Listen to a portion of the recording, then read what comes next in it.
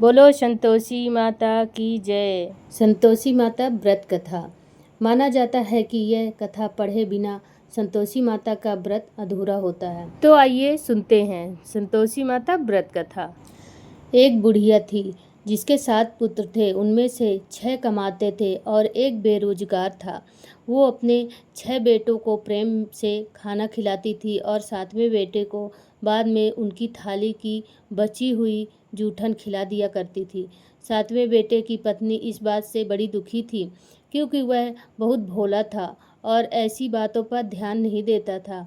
एक दिन बहू ने जूठा खिलाने की बात अपने पति से कही। पति ने सिर दर्द का बहाना कर रसोई में लेटकर स्वयं सच्चाई देख ली। उसने उसी क्षण दूसरे राज्य जाने का निश्चय किया। जब वह जाने लगा तो पत्नी ने उसकी निशानी मांगी। पत्नी को अंगूठी देकर वह चल पड़ा। दूसरे राज्य पहुंचते ही उसे एक सेठ की दुकान पर काम मिल गया और जल्दी ही उसने मेहनत से अपनी जगह बना ली। इधर बेटे के घर से चले जाने पर सास ससुर बहू पर अत्याचार करने लगे। घर का सारा काम करवा के उसे लकड़ियां लाने जंगल भेज देते थे और जब जंगल से लकड़ियां लेकर वह आती थी तो उसे भूसे की रोटी और नारियल के खोल में पानी रख देते थे। इस तरह अपार कष्ट में बहू के दिन कट रहे थे।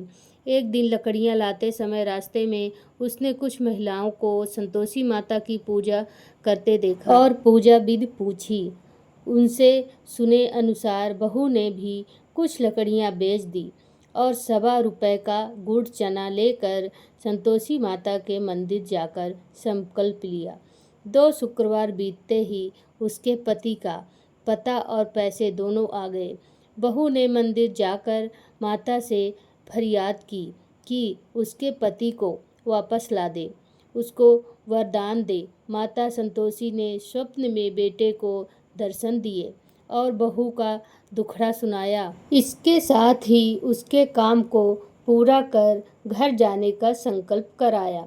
माता के आशीर्वाद से दूसरे दिन ही बेटे का सब लेन देन का काम काज निपट गया और वह कपड़ा गहना लेकर घर चल पड़ा।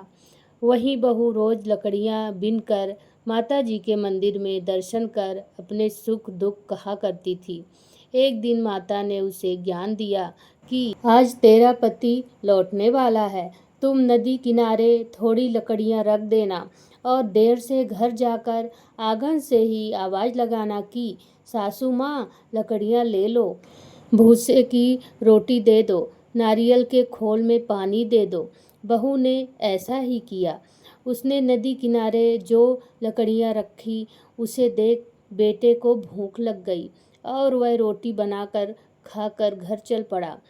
घर पर माँ द्वारा भोजन का पूछने पर उसने मना कर दिया और अपनी पत्नी के बारे में पूछा।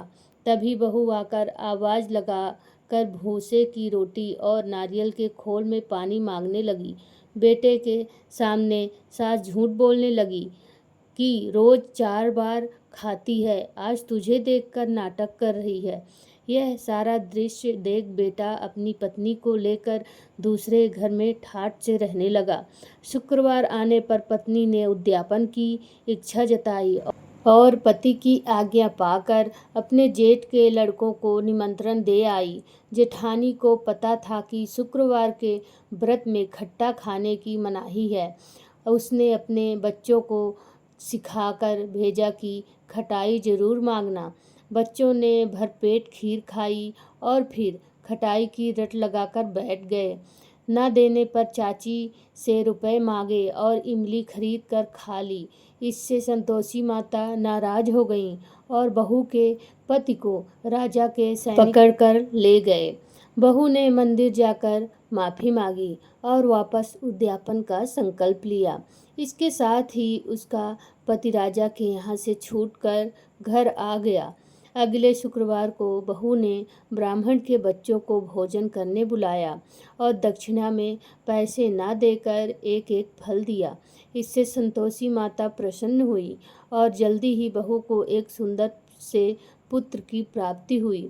बहू को देखकर पूरे परिवार ने संतोषी माता का विधि विधान से पूजन करना शुरू कर दिया, अनंत सुख प्राप्त किया और वह सब परिवार मिलकर हंसी खुशी से रहने लगे। बोलो संतोषी मात की जय हो। शुक्रवार का दिन माँ संतोषी को समर्पित होता है। इस दिन माँ संतोषी की पूजा और व्रत का पालन करने से माँ संतोषी की कृपा बनी रहती है। मान्यता है कि पूजा के साथ व्रत कथा का पाठ करने से जीवन में कभी धन संपदा की कमी नहीं होती है। हिंदू धर्म में हर दिन किसी न किसी देवी या देवता की पूजा अर्चना की जाती है। वैसे ही शुक्रवार को माँ संतोषी की पूजा का दिन माना जाता है। जो भी व्यक्ति शुक्रवार का व्रत करता है उसे जरूर माँ संतोषी की व्रत कथा पढ़नी होती है और सुननी चाहिए। ऐसा करने से माँ संतोषी प्रसन्न होती हैं और अपने भक्तों को सभी कष्टों से रक्षा करती हैं। बोलो संतोषी माता की जय हो।